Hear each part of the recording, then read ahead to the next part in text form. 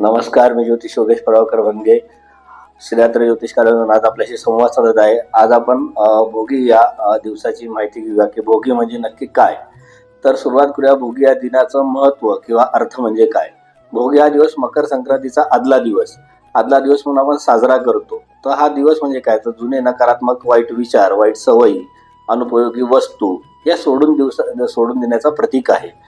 तर भोग म्हणजे त्याग आणि शुद्धीकरण. भोगीचा मुख्य संदेश काय आहे, तर जुन्याचा त्याग आणि नव्याचं स्वागत करणं. तर या दिवशी पहाटे भोगीची आग पेटवली जाते आणि ही आग अज्ञान, दुःख, आजार व नकारात्मकतेचे दहन दर्शवते. त्याचबरोबर भोगी म्हणजे मन, शरीर, घर शुद्ध करण्याचा दिवस आहे.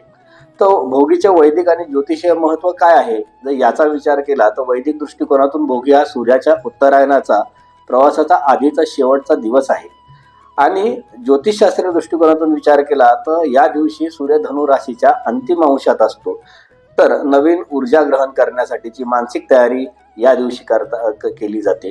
त्याचबरोबर भोगी म्हणजे संक्रांतीपूर्वीचा संकल्प दिवस म्हणून आपण साजरा करू शकतो, जिथे मन स्थिर करून पुढील काळासाठी नवीन उद्दिष्ट ठरवले जातात.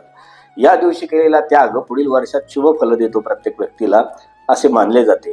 भारतातील विविध संस्कृतींमध्ये भोगी हा विविध नावांनी आणि विविध स्वरूपात साजरा केला जातो. तर तो कोणत्या राज्यामध्ये कसा केला जातो पण तेही बघूया.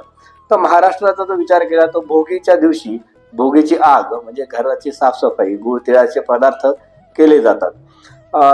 त्याचबरोबर सणाची सुरुवात या दिवशी त्या पद्धतीने. तामिळनाडूचा विचार केला तर भोगी पोंगल असं तिथे संबोधलं जातं. इंद्रदेवाला धन्यवाद देण्याचा हा दिवस तिथे मानला जातो. त्याचबरोबर आंध्र प्रदेश व तेलंगणा ह्या राज्यांचा जर विचार केला तर इथे भोगी मोठ्या उत्साहात साजरी केली जाते. घराच्या अंगणात रांगोळी आणि गोबराचे गोळे ठेवण्याची तिथे परंपरा आहे. तर अशा पद्धतीने तिथे सण हा साजरा केला जातो. कर्नाटकामध्ये भोगी हब्बा असं म्हणतात. तर शेतकरी आणि कुटुंब एकत्र येऊन हा सण तिथे साजरा केला जातो. त्याचबरोबर उत्तर भारतामध्ये त्याला लोहडी असं संबोधलं जातं. आज तिथे अग्नीला साक्षी ठेवून जुने दुःख विसरलं जातं. तर असं विविध प्रांतामध्ये भारताच्या विविध पद्धतीने भोगी हा सण साजरा केला जातो. भोगी दिनाचा संदेश तुम्हाला एकच असणार आहे की जुने जाळा, मन शुद्ध करा आणि नव्या सूर्य ऊर्जेचे स्वागत करा. भोगी हा फक्त सण नाही तर आत्मिक स्वच्छतेचा आणि नव्या सुरुवातीचा दिवस आहे.